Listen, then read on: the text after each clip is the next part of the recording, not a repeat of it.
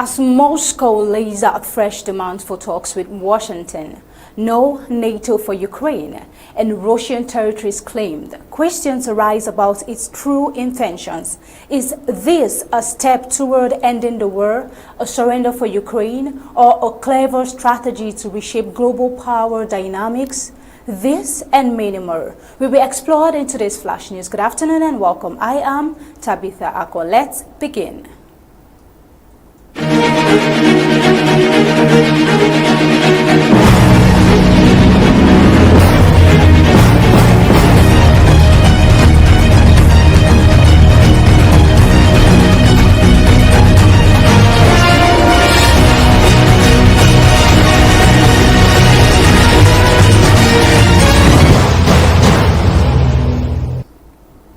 Russia has reportedly presented the United States with a set of demands aimed at ending the war in Ukraine and reshaping its relationship with Washington. According to sources familiar with the discussions, while the exact details remain unclear, Moscow's conditions are believed to mirror its past requirements, barring Ukraine from NATO membership, prohibiting foreign troop deployment on Ukrainian soil, and recognizing Russia's territorial claims over Crimea and 4 Ukrainian provinces. The question now arises is, are these demands a genuine effort to negotiate peace or a strategic ploy to stall and consolidate Russian control over occupied regions? Over the past 3 weeks, Russian and American officials have engaged in both in-person and virtual discussions over these terms.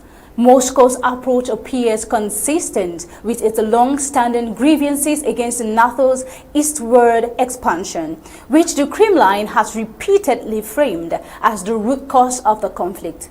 The Biden administration has yet to comment on the specifics of the latest negotiations, leaving analysts to speculate on the U.S. strategy moving forward. President Donald Trump, who has taken a more direct role in negotiations, is reportedly waiting for Russian President Vladimir Putin his response on whether he will accept a proposed 30-day deal. Will Putin accept this deal? A step that Ukrainian President Volodymyr Zelensky has indicated his support as a foundation for broader peace talks. However, some U.S. officials fear that any ceasefire deal would merely serve as a tactical pause for Putin to regroup and strengthen his military position.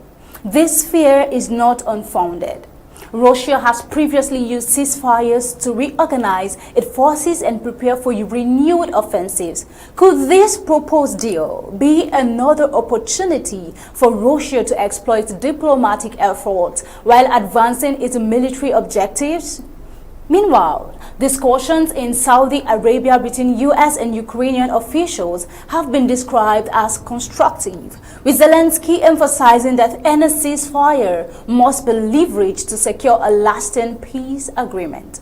Yet, past attempts to negotiate with Moscow, including the Istanbul talks in 2022, have failed to yield concrete results. At that time, Russia demanded Ukraine permanently abandon NATO's aspirations, remain nuclear-free, and accept Russian influence over its foreign policy decisions. These conditions remain largely unchanged today. For 2 decades, Russia has consistently pushed for restrictions on NATO's military activities in Eastern Europe, Central Asia, and the Caucasus region. Moscow has also sought to limit U.S. missile deployments in Europe demands that have shaped its engagement with multiple U.S. administrations, from George Bush to Joe Biden. However, the Trump administration's stance on the negotiations remains ambiguous. While U.S. Middle East envoy Steve Witkoff has suggested that the Istanbul framework could serve as a basis for renewed talks, Trump's chief Ukraine-Russia envoy, retired General Kate Kellogg, has dismissed the idea, insisting that a fresh approach is needed. This internal divide raises further questions about Washington's ability to present a unified front in negotiations with Moscow. It's been observed that Putin's objectives may extend beyond Ukraine, with some viewing his demands as an attempt to weaken Western alliances and expand Russian influence in Europe. According to Angela Stent, a senior fellow at the Brookings Institution, there's no sign that the Russians are willing to make any concessions. Their demands have not changed, which suggests they are not genuinely interested in peace. Still on, concerns over U.S. commitment to European security are mounting. Corey Sick, a former Pentagon official and current director at the American Enterprise Institute, warns that with the behavior of Trump administration in recent weeks, Europeans aren't just scared. We are abandoning them, they are afraid we've joined the army. This statement underscores a growing rift between the U.S. and its European allies, many of whom fear that concessions to Moscow could embolden further aggression. At the heart of this debate lies a fundamental question. Can diplomatic negotiations lead to a sustainable peace, or are they merely delaying an inevitable conflict escalation? With the stakes higher than ever, the world watches closely as Washington and Moscow navigate this fragile and complex diplomatic landscape. Moving on and bringing you recent updates on Trump's Gaza plan. Hamas has welcomed U.S. President Donald Trump's apparent retreat from his controversial proposal to permanently displace over 2 million Palestinians from Gaza. The announcement came after Trump's White House meeting with Ireland's Taoiseach Michael Martin on Wednesday. His remarks stand in stark contrast to his previous suggestion of U.S. takeover of Gaza and forced resettlement of its people. But is this shift in rhetoric a sign of genuine policy change or merely a strategic recalibration to ease diplomatic tensions in the region? Take a look. An honor for me to be here to celebrate St. Patrick's. We shared the President's, again, unrelenting focus on peace. And he's envoying, the President himself, as soon as he came into office, went to get a ceasefire. We've been calling for a ceasefire for a long time. Last week, 2,500 young people died. While we sit here and talk, and while they talk about peace, but they've been talking about peace. This should have never happened. This war should have never happened. It would have never happened if I was president. That's what makes me more angry than anything else, because you've had far more people die than they report, than these people report, for whatever reason. But you had far more people. The numbers are far more devastating. You'll find that out someday. We wanted to consolidate the peace. That is our fundamental aim. We want the hostages out. I've been saying it from day one. It's a horrific thing to do, to take someone as a hostage. And I went to Kibbutz Be'eri after October the 7th in solidarity with Israel, and that gets forgotten. 2,000 people a week are dying, and they have families, and they have mothers, and they have fathers, and they have sisters, and they have brothers and friends, and they're dying. And I've seen the pictures, the satellite pictures that we see all the time, and it looks like Gettysburg in its prime, because that was, they say, one of the most horrific battles ever. You have kids lying all over these fields that are dead, because the weapons today are unbelievable, between drones and various types of guns. I'm not even talking about beyond that with the big babies. You understand what I mean? I hate to even mention the name, the nuclear name. I hate to mention it. But you have weapons today that are so powerful. And I see kids every week. I see pictures of kids laying all over the field dead. They're dead. Beautiful kids. They're dead. And they're not from here and they're not from where you are, but he's working very hard. We're all working hard to get this thing finished. It's crazy. A constructive one right there. Well, Hamas spokesperson Hazem Qasim cautiously embraced Trump's latest position, stating if President Trump's statement represents a retreat from any idea of displacing the people of the Gaza Strip, they are welcomed. He also claimed this decision to be backed by concrete action, urging the U.S. to pressure Israel into adhering to all ceasefire agreement. Trump's initial proposal had triggered alarm across the Middle East and beyond, prompting emergency meetings among Arab leaders. His apparent reversal came just as Arab foreign ministers convened in Qatar to discuss reconstruction plans for Gaza with U.S. Middle East envoy Steve Witkoff. The meeting included officials from Qatar, Jordan, Egypt, Saudi Arabia, the United Arab Emirates, and the Palestine Liberation Organization Secretary General. Well, moving on, we hope this brings out something productive in the future.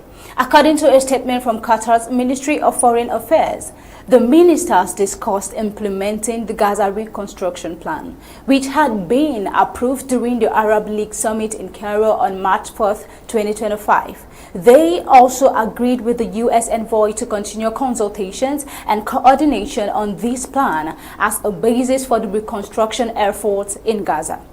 Dating back on the report, on Saturday, the 57th member organization of Islamic Cooperation formally endorsed the Arab League's Gaza Reconstruction Initiative.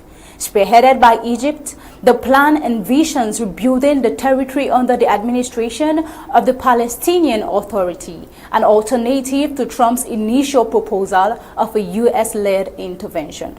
Meanwhile, a new round of ceasefire negotiations commenced in Qatar on Tuesday, with Witkoff leading the mediation effort. According to Qatari Foreign Ministry, Arab ministers emphasized the importance of maintaining the ceasefire in Gaza and the occupied Palestinian territories, stressing the need for genuine efforts to achieve a just and comprehensive peace based on the two-state solution.